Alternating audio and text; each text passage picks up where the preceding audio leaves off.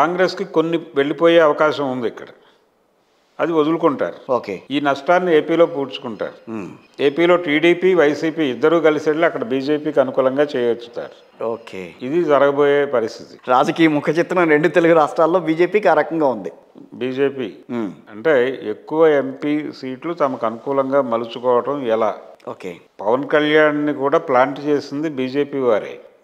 తెలుగుదేశం అది కరెక్ట్, అది తెలిసిందే కదా మొదటి నుంచి బీజేపీ వ్యవహారం. అంటే చంద్రబాబు నాయుడు అరెస్ట్ అయ్యి జైలుకి వెళ్ళేటప్పుడు ఆయన మనసు మారకుండా, అంటే ఆయన ఇండియా కూటమి వైపు వేటుకు వైపు వెళ్లకుండా పవన్ కళ్యాణ్ని పైకి తీసుకొచ్చారు. అప్పుడు ఓజీ షూటింగ్లో ఉన్నటువంటి పవన్ కళ్యాణ్కి అవును ఇంటిమేషన్ ఇచ్చి, బాబు నువ్వు ఇమ్మీడియట్గా వెళ్ళి, అతని పెట్రోల్ ఖర్చులు కూడా వాళ్ళే పంపించి ఉండొచ్చు, నువ్వు ఇమ్మీడియట్గా. మరి పెట్రోల్ ఖర్చు కూడా పెట్టుకోలేని పరిస్థితిలో ఉన్నాడా పవన్ కళ్యాణ్? ప్రోగ్రామ్ వాళ్ళది కాబట్టి.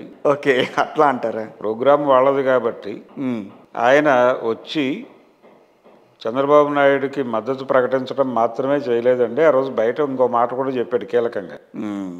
బీజేపీ కూడా మాతోనే నడిచే అవకాశం ఉంది, నేను ఆశిస్తున్నాను అన్నాడు. అవును, ఈ అనటం వెనకాల ప్రోగ్రామే అది.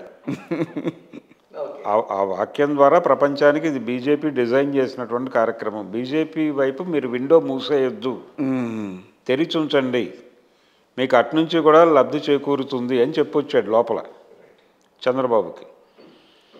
ఆయన అప్పటికి మూసేయాలా తెరిచి ఉంచాలా అనే ఒక డోలాయమాన స్థితిలో ఉన్నమాట వాస్తవం. ఓకే. చంద్రబాబు మీకు ఎప్పుడైతే పవన్ కళ్యాణ్ వెళ్ళి మద్దతు ప్రకటించాడో రెండో రోజు నుంచి ఇండియా కూటమి నుంచి కానీ కాంగ్రెస్ నుంచి కానీ ఎవరు అసలు మాట్లాడి కూడా మాట్లాడాలి ఆయన. అయ్యో చంద్రబాబు గారిని జైల్లో పెట్టారన్న విషయం కూడా రోజు వరకు మాట్లాడారు. అవును, ఆ ముందు రోజు వరకు వచ్చిన ప్రకటనలన్నీ కూడా స్విచ్ ఆఫ్ చేసినట్టు అయిపోయినాయి. కరెక్ట్. పవన్ కళ్యాణ్ వెళ్ళి మాట్లాడిన మరుక్షణం. సో లాజికల్ గేమ్ అయితే ఆడింది బీజేపీ. ఆ విషయం ఇప్పటికీ ఆడుతోంది, ఇంకా ఇప్పటికీ ఆడుతోంది. పవన్ కళ్యాణ్ ని వాంటెడ్ గానే అక్కడ ప్లాంట్ చేసి ఉంచారు.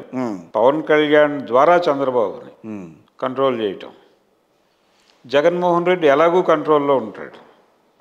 సో టీడీపీ వైసీపీ ఎంపీలు మాత్రమే వాళ్ళకి కావాలి. ఓకే.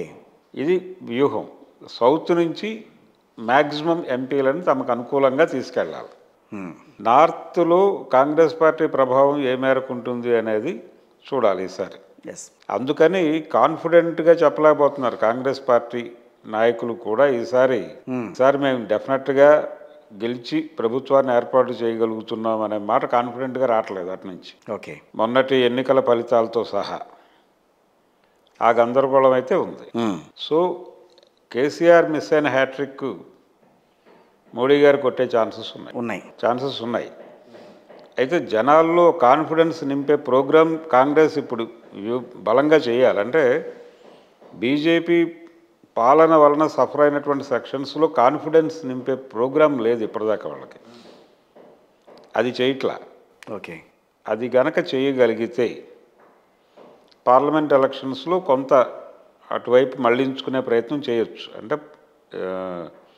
రేవంత్ రెడ్డి గారు వాగ్దానం చేసినట్టు ప్రజాస్వామ్య పునరుద్ధరణ అన్నాడు ఆయన. అవును. ఈ ప్రజాస్వామ్య పునరుద్ధరణ అనే నినాదం జాతీయ స్థాయిలో తీసుకుని కాంగ్రెస్ పార్టీ బీజేపీ ప్రభుత్వంలో అణిచివేతకు గురైనటువంటి సెక్షన్స్ అన్నిటినీ కలుపుకుని వెళ్ళగలిగే పరిస్థితి ఉంది మాకు అనే కాన్ఫిడెన్స్ కనుక నింపగలిగితే కొంత సీన్ మారే అవకాశం ఉంది.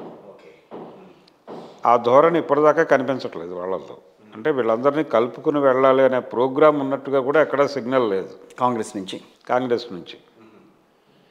రెండోది మొన్నటి రిజల్ట్స్ కొంత వాళ్ళని డిఫెన్స్లోకి నెట్టింది. అంటే డిఫెన్స్ అంటే అధికారంలోకి వచ్చారు కదా. ఎక్కడ అధికారంలోకి వచ్చారు? తెలంగాణలో అధికారంలోకి వచ్చారు.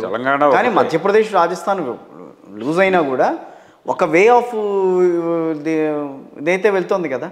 అటు కర్ణాటక తెలంగాణ గెలుచుకుంటూ వచ్చారు కదా. కర్ణాటక గెలిచారు, తెలంగాణ గెలిచారు. సౌత్ ఏమిటి అనేది అక్కడ వరకే ఉన్నారు. కానీ ఈ ఏరియాలో కూడా వాళ్ళకి గతంలో ఉన్న బలం లేదు, ఇప్పుడు లేదు. గతంలో ఉన్న బలం లేదనే విషయం వాళ్ళకే అర్థమైంది.